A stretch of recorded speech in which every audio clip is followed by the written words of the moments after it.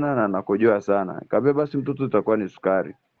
Umeona, after nilichukua kipimo changu kumpima, kweli nikapata ni sukari iko 30. Lakini nikajiuliza, mbona mtoto ugonjwa wake unakuwa same na wangu? Kwa alianza kuota vibaya, alafu next amepata diabetes. Na mimi same ilinitokea. Okay. Mr. Noel, Ndio. kwanza pole sana kwa hii changamoto. Asante daktari. Then tutaidiscuss. Sawa, asante. Haya, okay, tumkaribishe na dadangu Nuru. Dadangu Nuru, karibu naye upande wako. Maiki yako imefungwa.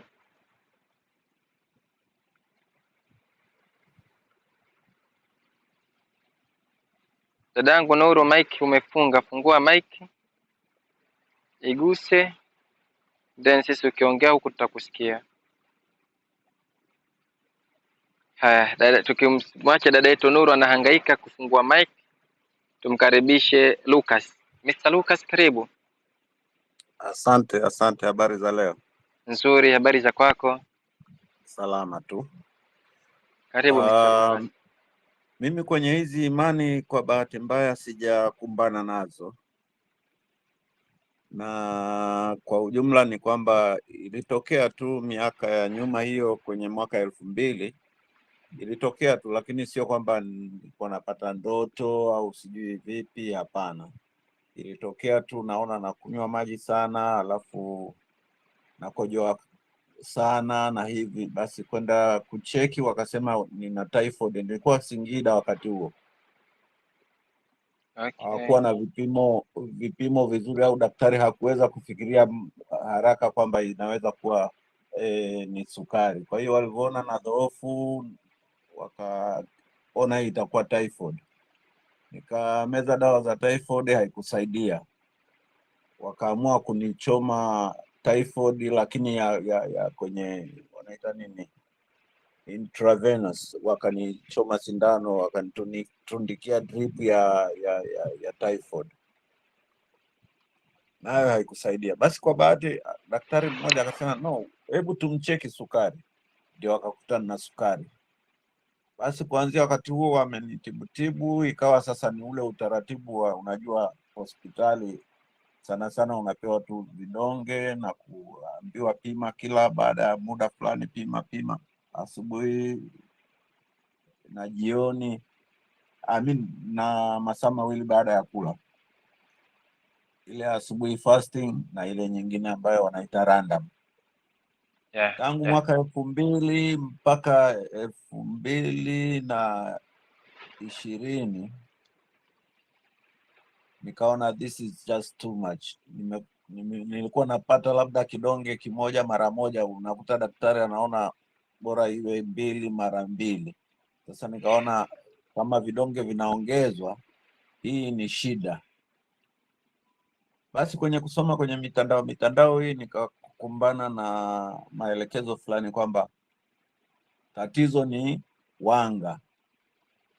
Basi nikaanza kujitoa kwenye kula wanga, mara sijui brown bread, mara ugali wanaita wadona ambao haujakobolewa, mara mtama, sijui uwele.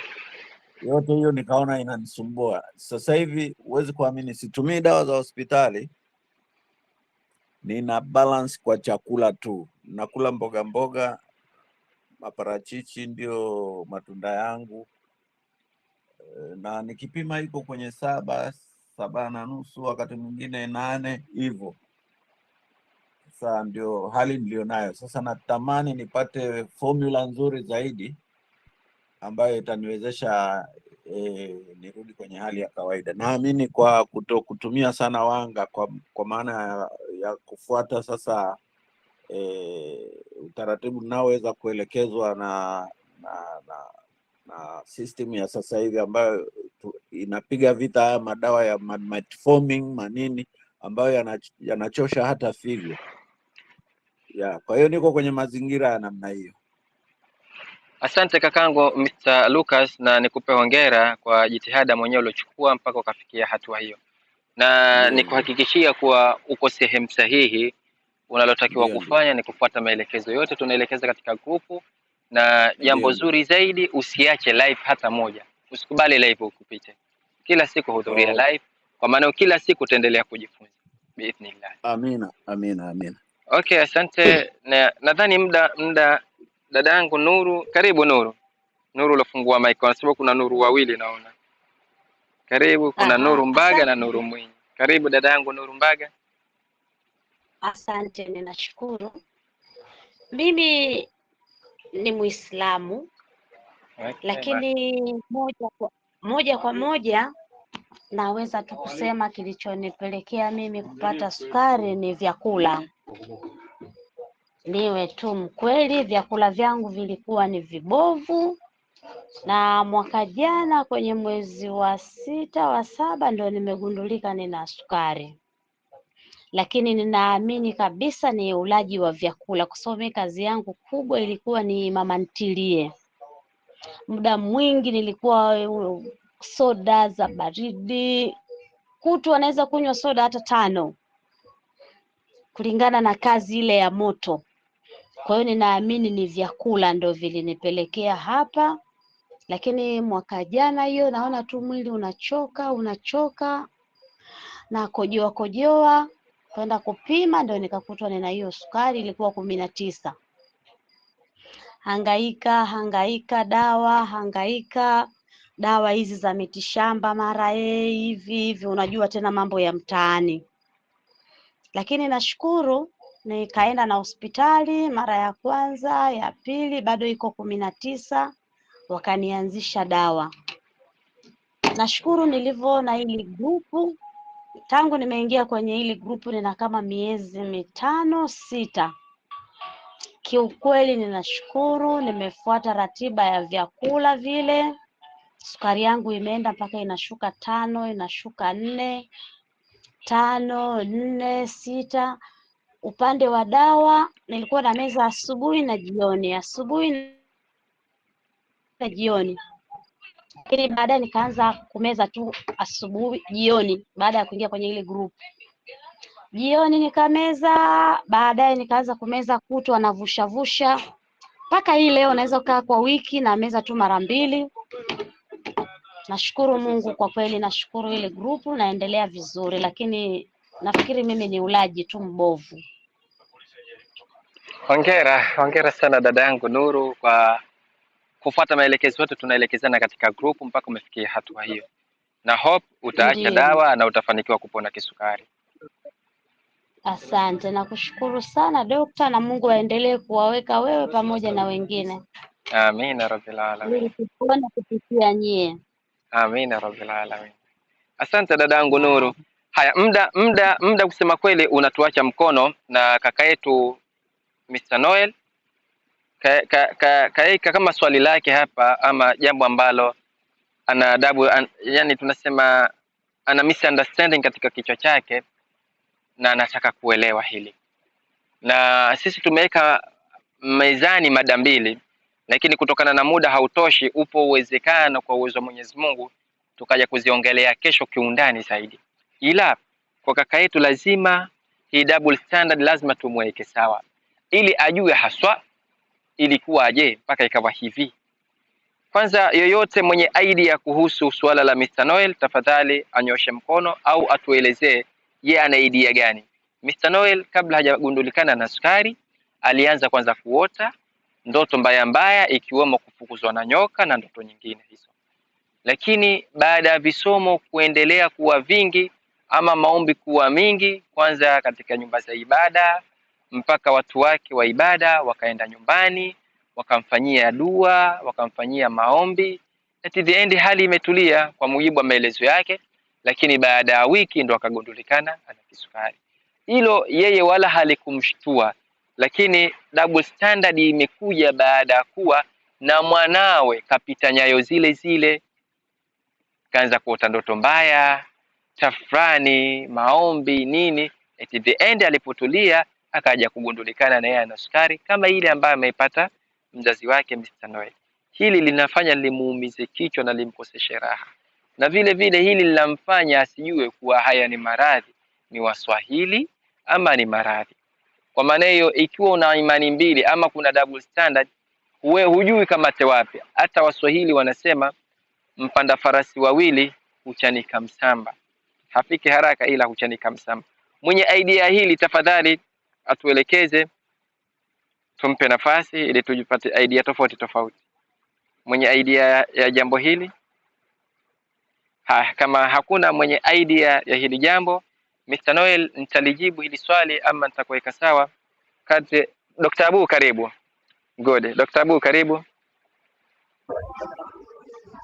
Habari sasa? Nzuri Dr. Abu, habari za kwako?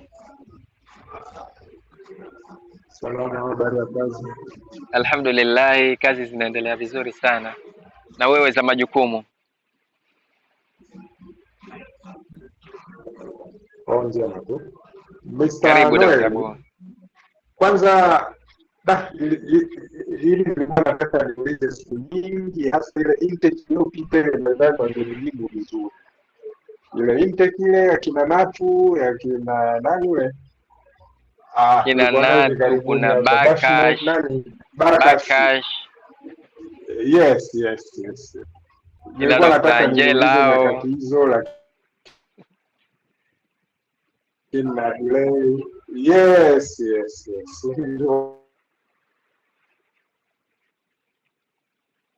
Wao wangenijibu vizuri. Sasa ngoja niulize mimi tu. Maana ukisikia kila mtu historia yake hapa anaongea, anasema ilikuwa hivi ikawa vile. Sijawahi kusikia mtu mmoja hapa akisema kwamba sukari yake au kabla ya kugundulika sukari aliwahi kukojoa kitandani. Sijawahi kusikia. Lakini watu wanaokutana nao tofauti, asilimia kubwa, yani 90%, asifiche. Okay, sijui, lakini asifiche mtu, tuko kwenye masomo. Kuna mtu alishawahi kukojoa kitandani usiku, sijui, wakati wote amelala, labda kakojoa, kaota au kafanya nini?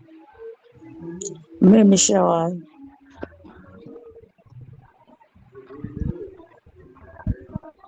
Mimi nimeshawahi. Nimeshawahi. That's right. Nimeshawahi. Hapo nimewahi. Watu wengi watakuwa wamewahi kukojoa hivi, lakini umewahi. Sasa kwa kifupi tu na muda wenyewe umekwenda namna hii, ni kwamba yani ugonjwa wa sukari na akili ni vitu viko karibu. Yani sukari, akili, ndio maana tunasema unatakiwa kutengeneza akili. Sidhani kama Mr. Noel kuna ule msemo watu wanasema umekula vibaya, umekula ugali maharage, si umekula nini, lazima ukilala utaota unafukuzwa na nyoka, utaota unafukuzwa na hivi na nini. Okay, kwa misemo hiyo iko namna hiyo. Lakini sukari na akili ni vitu viko pamoja. Hiyo tuseme sijui tuseme ni vitu ambavyo vilikuwa vinatarajiwa kuja, utavipata.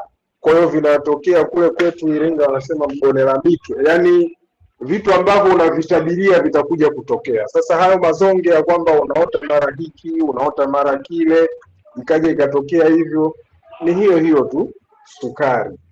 Sasa hizo imani zingine zipo. Unaweza ukalala hapa sasa hivi kama naota, labda mtu mwingine anaweza akaota anafanya kitu fulani, kesho akafanya kweli. Vitu vya namna hiyo vipo.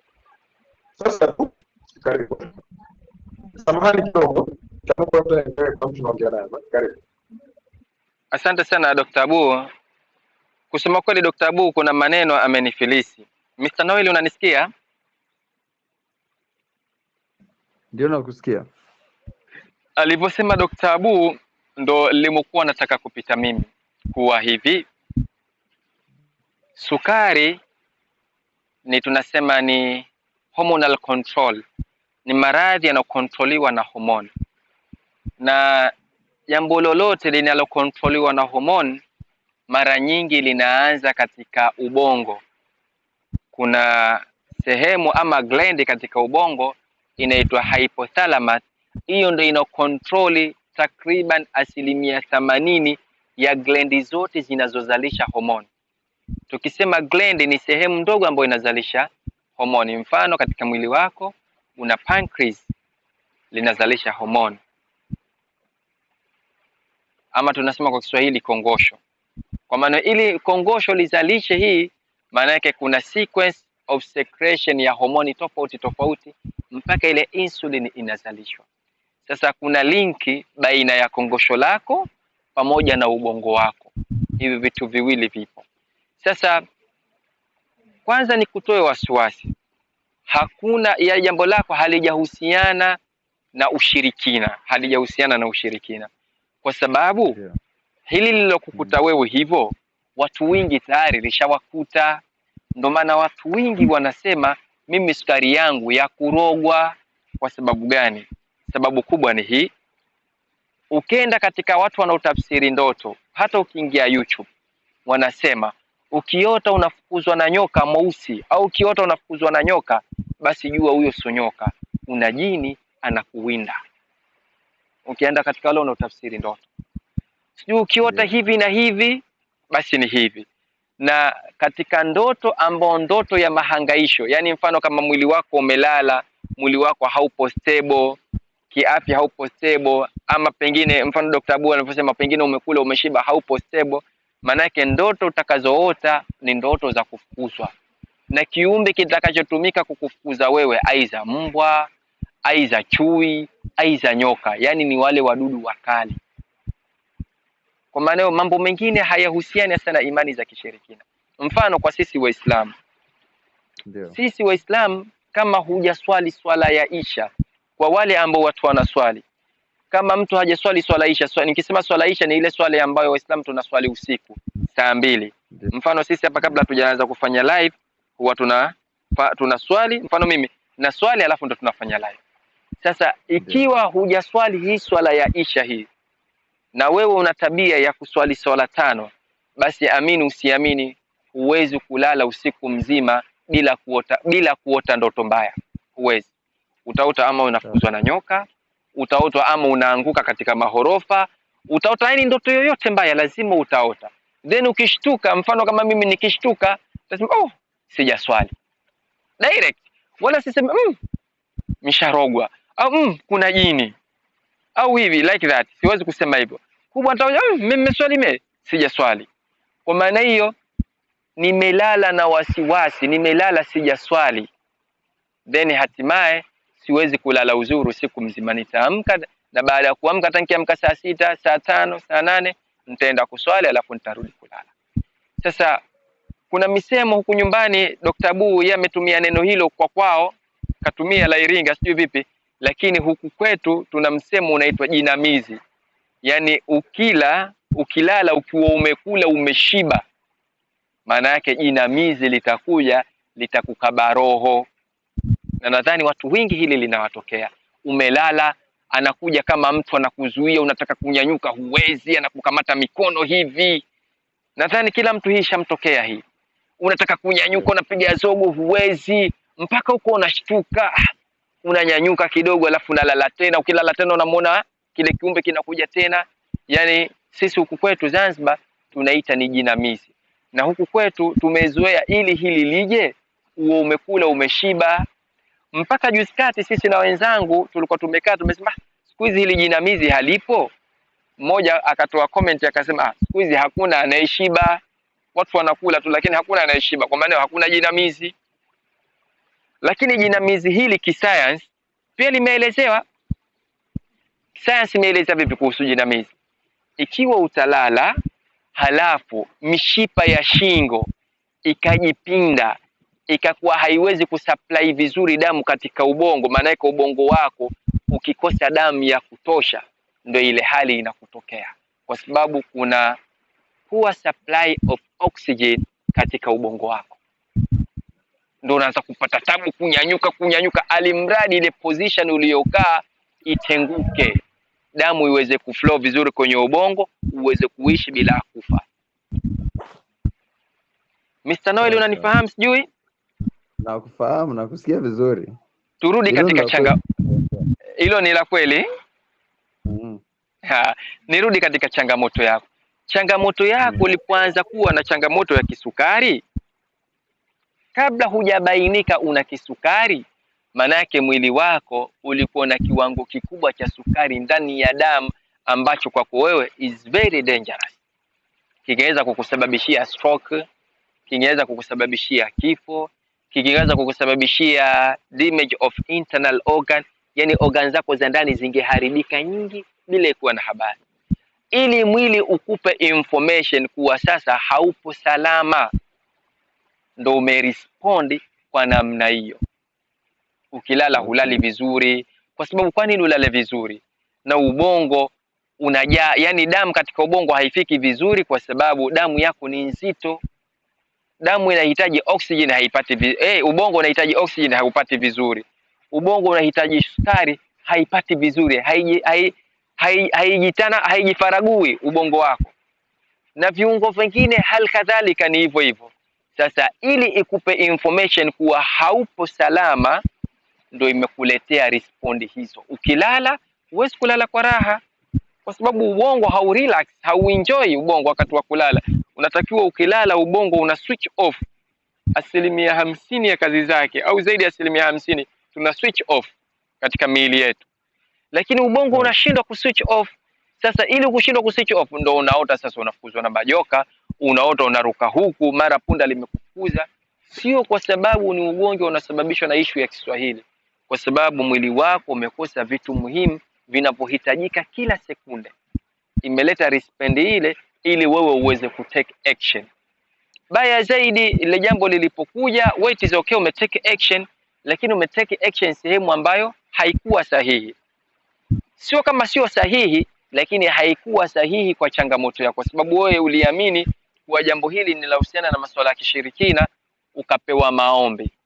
Lakini laiti ungeenda mwanzo hospitali likagundulikana, basi zile ndoto zingekatika pale pale baada ya kuanza dozi. Lakini dozi haikuanza, tukakuwa tunakufanyia maombi kwamba ile tatizo kumbe linaendelea kuwepo. Kwa maana sisi tunazidisha maombi, kumbe na tatizo kila siku linaendelea. At the end ulipogundua una sukari ulipoanzisha dozi, so tatizo limestop. Nadhani umenifahamu Mr. Noel. Hello Mr. Noel. Mr. Noel network ishakuwa mbaya. Dr. Bu, karibu.